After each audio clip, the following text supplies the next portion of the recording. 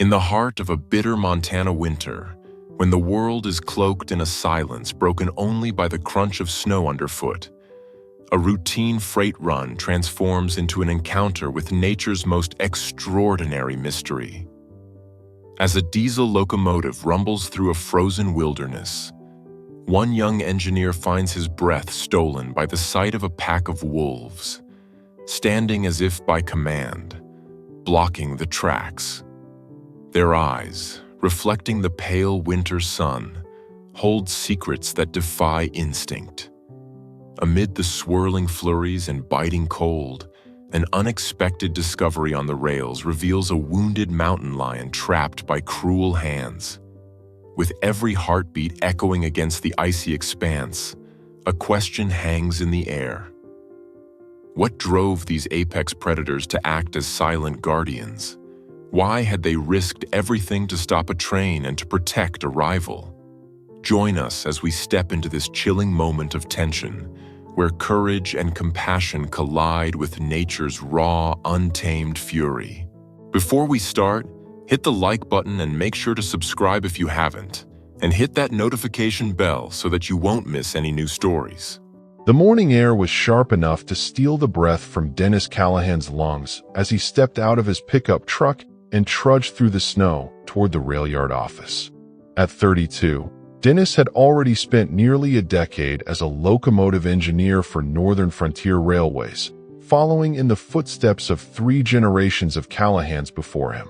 The railroads of Montana's northern wilderness were as much a part of his heritage as his grandfather's pocket watch, which Dennis kept in his breast pocket on every journey. "Morning, Martha," Dennis called out to the dispatch operator as he stepped inside, stamping snow from his boots. The office was warm, smelling of old coffee and the pine-scented candle Martha insisted on burning through the winter months. "You're running the Whitefish to Kalispell route today," Martha said, sliding a clipboard across her desk. "Freight's already loaded. Departure in 40 minutes. Dennis nodded, reviewing the manifest. It was a routine run, a few hours each way through familiar territory. The tracks cut through some of the most pristine wilderness in the northern Rockies, a stretch of land where civilization felt like an afterthought against the backdrop of ancient forests and mountain ranges. In winter, these journeys often meant spotting elk, moose, and the occasional wolf pack wandering near the tracks. Dennis had grown to love these glimpses of wild Montana, even on the coldest days. Weather report came in, Martha added, her weathered face creasing with concern. "Storms building west of here. Should hold off until you're back, but keep the radio close." Dennis patted the radio on his belt. "Always do." The freight train rumbled to life beneath Dennis's experienced hands. 16 cars of machinery, lumber, and various supplies destined for the smaller communities dotted along the route. As the engine pulled away from the rail yard, Dennis settled into the comfortable rhythm of the journey, the huge diesel locomotive eating up the miles of glistening track that stretched out before him. His coworker, Sam Reeves, joined him in the cabin an hour into the journey, carrying 2 thermoses of coffee. "Thought you might need a warm-up," Sam said, handing one to Dennis. At 55, Sam had been working these routes longer than anyone else at Northern Frontier. His weather-beaten face, framed by a salt and pepper beard, had seen every kind of trouble these mountains could throw at a train. "Thanks," Dennis said, accepting the coffee gratefully. "How's Ellie doing with the college applications?" Sam's face brightened at the mention of his daughter. "Got into Montana State and Colorado State already. Still waiting on Washington. She'll get in," Dennis assured him. "Smart kid." The conversation drifted as the train wound its way through the landscape. Outside, the world was a postcard of winter beauty. Pine trees laden with snow, frozen rivers glinting in the pale sunlight, and the distant silhouettes of mountains standing sentinel against the horizon. Dennis's thoughts wandered to his own family situation. Divorced 3 years now, with weekend visits to his son, Jack.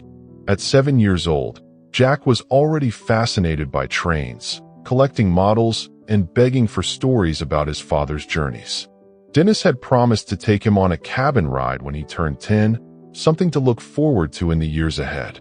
The train rounded a bend, beginning its approach toward Eagle Pass, a narrow corridor where the tracks threaded between two steep hillsides. Dennis checked his speed, easing back slightly as protocol dictated for this section. The pass was notorious for wildlife crossings, particularly in winter when animals followed the path of least resistance through the deep snow. Sam, who had been checking something in the manual, suddenly looked up. "Dennis," he said, his voice unnaturally tight. Up ahead, Dennis followed Sam's gaze, peering through the windshield at the tracks ahead. What he saw made his heart stutter in his chest. Across the tracks, perhaps a quarter-mile ahead, stood a line of wolves. Not just one or two, but at least 8, maybe 10. They were standing directly on the rails, their bodies forming a living barricade across the path of the oncoming train. "What the hell?" Dennis muttered, immediately reducing speed further. In 15 years of working these routes, between his own experience and all his father's stories, he'd never heard of wolves behaving this way. "They're not moving," Sam said, reaching for the binoculars kept in the cabin for spotting track issues ahead. He peered through them, his breath catching. "Dennis, they're just standing there, looking right at us." The train continued to slow, but still approached the unusual roadblock. As they drew closer, Dennis could make out the animals more clearly. They were gray wolves, their thick winter coats making them appear larger than usual against the snow. Their stance was unmistakably deliberate, heads high, bodies alert, gazes fixed on the approaching locomotive. "This isn't normal," Dennis said, applying the brakes more firmly now. The massive train began its protesting deceleration, steel wheels grinding against the rails. Animals run from trains. They don't stand in formation waiting for them. Sam lowered the binoculars, his expression troubled. "Maybe they're sick? Rabies can make animals behave strangely." Dennis shook his head. "All of them." At once, he reached for the radio. "I'm calling this in." As he contacted dispatch to report the unusual obstacle, the train continued its slow approach. They were now close enough that Dennis could see the wolves' breath forming clouds in the cold air. Their yellow eyes reflected the winter sunlight, unblinking and unwavering. "Martha says to use the horn," Dennis reported after the brief radio exchange. "Try to scare them off." Sam looked doubtful but nodded. Dennis sounded the train's horn, a long, piercing blast that echoed through the pass. The wolves' ears flattened against their heads, but they held their position. "Jesus," Sam whispered. "What are they doing?" Dennis applied the emergency brake system. The train shuddered violently as the brakes gripped the wheels, sending a screech of metal against metal ringing through the air. Both men braced themselves against the control panel as the momentum threw them forward. The train ground to a complete stop just 50 yards from the wolf pack. In the sudden silence that followed, Dennis and Sam exchanged glances. Protocol for wildlife on the tracks was clear. Use the horn, slow down if necessary, but generally, animals cleared the way well before a train reached them. There was no procedure for a deliberate animal blockade. "I'm going to take a look," Dennis decided, reaching for his heavy coat. "Are you crazy?" Sam protested. "Those are wolves, Dennis, not some stray dogs." "Something's not right here," Dennis insisted. "They're trying to tell us something. They're wild animals. They're not trying to tell us anything." But Dennis was already pulling on his gloves. "Keep the radio on. If anything happens, call for help and stay in the cabin." Before Sam could argue further, Dennis stepped out onto the small platform at the front of the locomotive and began making his way down the ladder to the ground. The cold hit him like a physical blow, the temperature having dropped several degrees since their departure. His boots crunched in the snow as he stepped away from the massive engine. Standing on the ground, Dennis felt suddenly vulnerable. The wolves, still maintaining their position on the tracks, seemed much larger from this perspective. He remained near the train, unwilling to approach any closer to the pack. For a long moment, nothing happened. Dennis and the wolves simply regarded each other across the expanse of snow-covered ground. Then, almost imperceptibly, the wolf at the center of the line, a large male with a distinguishing gray mask around his eyes, tilted his head slightly, as if assessing Dennis. "What is it?" Dennis found himself asking aloud, his voice sounding strange in the winter stillness. "What are you doing here?" As if in response to his question, something remarkable happened. The wolves began to part, creating a gap in their formation. The movement was so coordinated it seemed almost rehearsed, the animals stepping sideways while maintaining their alert posture. Through the opening they created, Dennis spotted something on the tracks that made his blood run cold. It was a mountain lion, a young female, he guessed, and she was trapped. A cruel metal snare was fastened around one of her hind legs, and the chain had been deliberately wrapped around the rail, tethering the big cat to the tracks. The mountain lion was lying on her side, her golden fur matted with blood around the snare. Her sides heaved with labored breathing. "Son of a bitch," Dennis breathed, understanding dawning on him. The wolves hadn't been blocking the train. They had been protecting the trapped predator, or at least keeping watch over it. He heard the cabin door of the locomotive open and slam shut. Footsteps crunched in the snow behind him. "I couldn't just sit there," Sam explained as he came to stand beside Dennis. Then he spotted what Dennis was looking at. "Holy hell, is that a mountain lion?" "Someone trapped her," Dennis said, his voice tight with anger. "Chained her to the tracks." Sam squinted against the glare of the snow. "But the wolves?" "I don't know," Dennis admitted. "But they're the reason we stopped. If we hadn't..." He didn't need to finish the thought. The train would have struck the trapped mountain lion, killing her instantly. Dennis pulled out his radio and made another call to dispatch, explaining the situation and requesting immediate assistance from wildlife authorities. Martha's voice crackled back, assuring him that help would be sent right away. "It'll be at least an hour before anyone can get here," Dennis told Sam after ending the call. "And that cat looks in bad shape." Sam looked uneasily at the wolves, who had maintained their positions, watching the humans with intense focus. "What about them? They could decide we look like lunch any minute." Dennis studied the wolves. Their behavior was unprecedented, defying everything he knew about wild animals. Wolves and mountain lions were natural enemies, competitors for the same territory and prey. Yet here they were, seemingly standing guard over an injured rival predator. "I don't think they're going to attack," Dennis said finally. "I think they've been watching over her, making sure nothing else gets to her while she's vulnerable." Sam looked skeptical. "That's a pretty big assumption to make about a bunch of apex predators, Dennis." But Dennis was already moving back toward the locomotive. "I've got a first aid kit and some tools in my pack. We need to at least try to free her from that chain. You want to approach an injured mountain lion with a pack of wolves standing by?" Sam's voice rose in disbelief. "Did you hit your head when we stopped?" Dennis paused, looking back at his colleague. "I'm not suggesting we pet her, Sam, but we can't just leave her trapped there to suffer. And I'm not convinced those wolves are going to let us back on that train without doing something to help." 20 minutes later, Dennis had assembled what he needed: the first aid kit from his pack, a pair of bolt cutters he kept for emergency repairs, a blanket, and, at Sam's insistence, a tranquilizer rifle from the emergency supplies cabinet. "I'm not planning to use this," Dennis clarified as he checked that the rifle was loaded with a sedative dart. "But it's good to have options." They approached cautiously, moving slowly toward the trapped mountain lion. The wolves watched their approach, some of them shifting nervously, but none made any aggressive moves. As Dennis and Sam got closer, they could see the full extent of the mountain lion's predicament. The snare was a cruel device, its teeth digging deep into the flesh of the cat's hind leg. The chain connecting it to the rail was short, giving the animal almost no room to move. The snow around her was stained with blood, and her once powerful body was alarmingly still. Only the rise and fall of her sides indicated she was alive. "She's young," Dennis observed quietly. "Probably her first or second winter on her own." The wolves remained in position, creating a loose semicircle around the scene.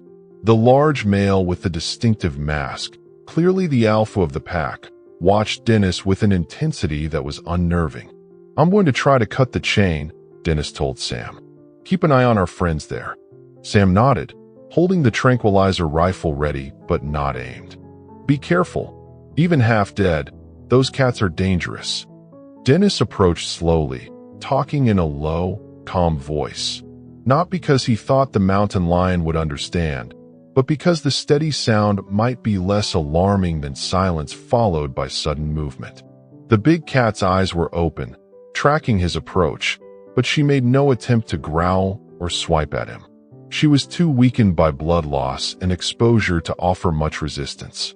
When he was close enough, Dennis could see that the situation was even worse than he'd feared. The snare had been on her leg for some time, perhaps days. The wound was deep, the flesh torn and beginning to show signs of infection. Whoever had set this trap had left her to a slow, agonizing death. "It's all right," Dennis murmured, though he knew it was far from all right. "We're going to help you." With extreme caution, he positioned the bolt cutters on the chain where it connected to the rail. The mountain lion watched him, her amber eyes glazed with pain, but still tracking his movements. With a powerful squeeze, Dennis cut through the chain, freeing the cat from the rail though the snare itself remained attached to her leg. The mountain lion didn't move, either too weak or too wary to attempt escape. "Now for the hard part," Dennis said quietly to Sam. "I need to remove that snare, or at least loosen it." Sam kept his gaze moving between Dennis and the wolves. "Make it quick." Dennis turned his attention to the cruel metal device clamped around the mountain lion's leg. It was a spring-loaded snare, designed to tighten when the animal pulled against it. The more the cat had struggled, the deeper the metal teeth had dug into her flesh. "I need to compress the spring to release the tension," Dennis explained, mostly to keep himself calm. "Then I can open the jaws enough for her leg to slip out." He positioned the bolt cutters carefully, using them to squeeze the spring mechanism. The mountain lion flinched slightly but remained still, as if understanding that this pain was different, that it was necessary for relief. After several tense moments, Dennis felt the snare loosen. With painstaking care, he manipulated the device until it released its grip on the mountain lion's leg.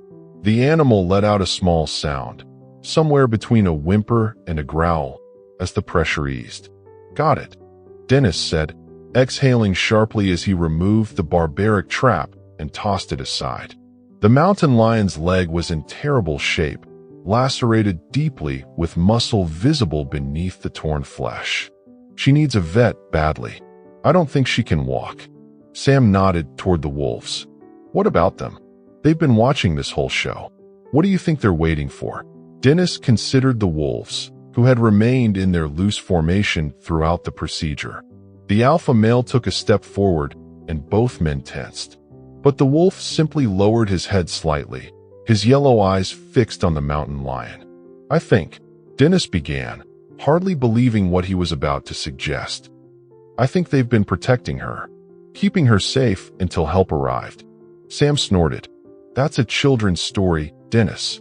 Wolves don't protect mountain lions." "Then why didn't they just kill her when they found her trapped?" "Easy meal." Sam had no answer for that. Dennis spread the blanket he had brought and, with extreme caution, maneuvered it under the injured mountain lion.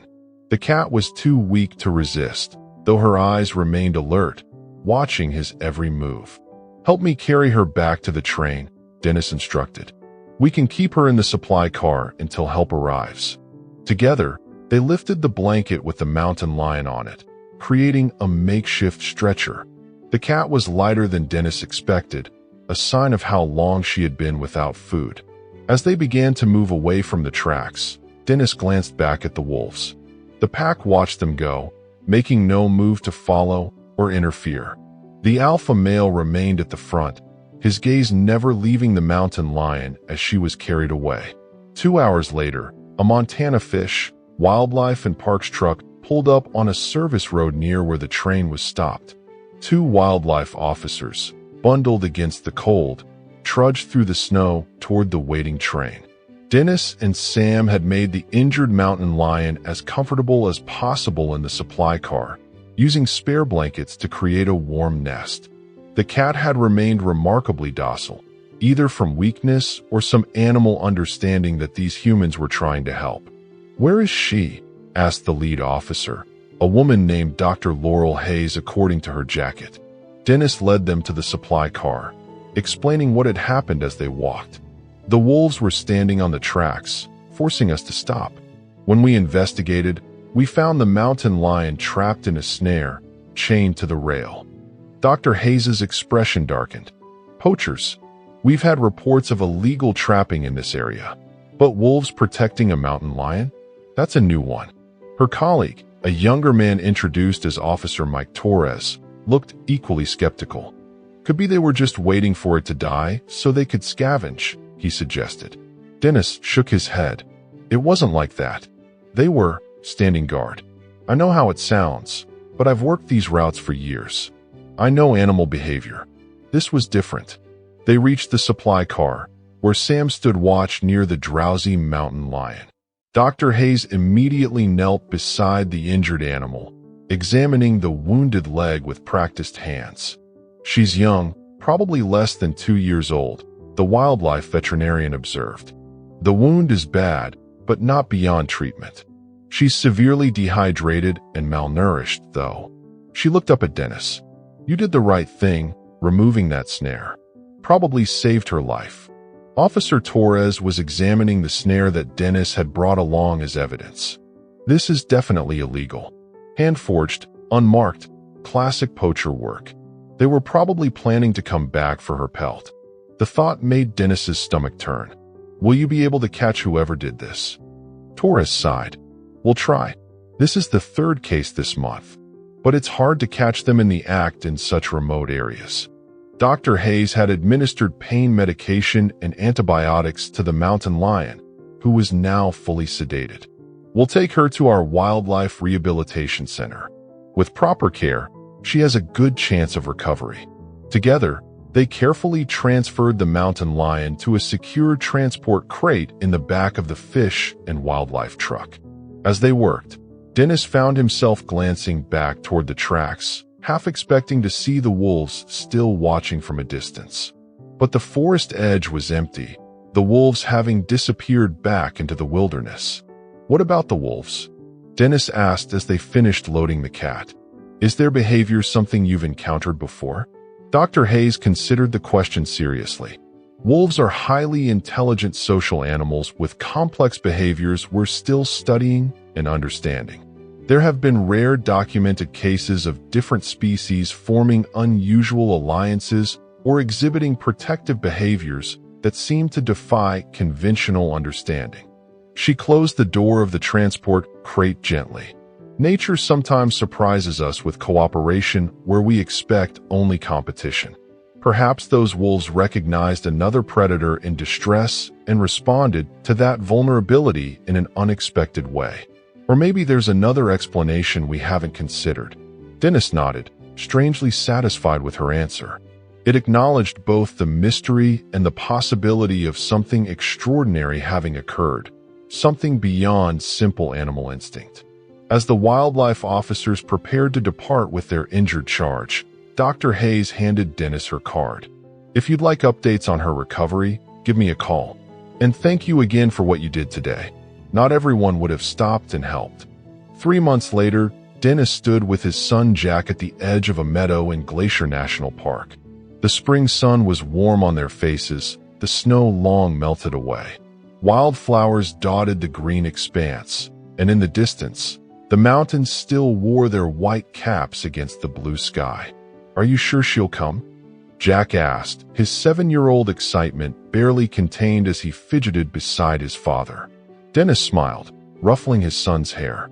"Dr. Hayes said they're releasing her today, but we might not see her. Wild animals don't usually stick around to say thanks." After the incident, Dennis had kept in touch with Dr. Hayes, following the mountain lion's recovery. She had healed remarkably well. though she would always bear the scars of her ordeal. When Hayes mentioned they would be releasing her back into the wild, near the same territory where she'd been found, but far from any known poaching activity, Dennis had asked if he and Jack could observe from a distance. It had become an important story for them both. Dennis had shared the experience with his son during their weekend visits, finding in Jack's wonder and questions a renewed appreciation for the mysterious connections between all living things. They stood in comfortable silence, watching as the wildlife team arrived with their precious cargo. From a respectful distance, Dennis and Jack observed the release procedure. Dr. Hayes and her team carried the transport crate to the edge of the tree line, opened the door, and stepped back. For a long moment, nothing happened. Then, cautiously, the mountain lion emerged. She was magnificent, her coat glossy and golden in the sunlight, her movements powerful and fluid despite the slight favoring of her once-injured leg. She paused at the threshold of the forest, surveying her surroundings with alert amber eyes. Dennis felt Jack's small hand slip into his own and squeeze tightly. The mountain lion turned her head, seeming to look directly at them across the meadow. For a heartbeat, their gazes connected, wild animal and humans linked by an improbable chain of events that had brought them to this moment. Then she was gone, bounding into the forest with powerful leaps, disappearing among the trees to reclaim her life in the wilderness. "Dad," Jack whispered, his voice filled with awe. "Look." Dennis followed his son's pointing finger to the edge of the forest, some distance from where the mountain lion had vanished. There, partially obscured by shadow and underbrush, stood a wolf. Its gray coat blended with the dappled light, but its yellow eyes were unmistakable, as was the distinctive mask-like marking around its face. The alpha male. Somehow, against all odds, the same wolf that had stood guard on the tracks that winter day. He stood watching for only a moment before melting back into the forest, following the path the mountain lion had taken, like a silent guardian making sure she returned home safely. Dennis felt a lump form in his throat. Dr. Hayes, who had spotted the wolf too, walked over to join them. "Was that?" Dennis began. She nodded, her expression thoughtful. "Same pack. They've been spotted in this territory regularly." Following her, Jack asked, his eyes wide. Dr. Hayes smiled at the boy. "I don't think so, not exactly. But they share this wilderness. Their paths will cross again." As they walked back toward the parking area, Jack chattered excitedly about wolves and mountain lions and the interconnectedness of the ecosystem, concepts he'd been learning about since Dennis first told him this story. Dennis listened with half an ear, his thoughts still with that brief moment when the wolf had appeared. Some mysteries of the natural world defied simple explanation. Sometimes animals, like humans, acted in ways that transcended our understanding of their nature. The wolves who stood guard over a fallen enemy. The humans who stopped a train to save a wild creature. The delicate, improbable connections that formed between all living things when vulnerability met compassion. Dennis thought of the generations of Callahans who had driven trains through these mountains, witnessing the silent stories of the wilderness unfolding beyond the tracks. He thought of the stories he would pass down to Jack, and perhaps Jack would someday share with his own children. The story of the day the wolves stopped a train, and in doing so, reminded humans of the surprising grace that could exist in the wild heart of nature and in their own.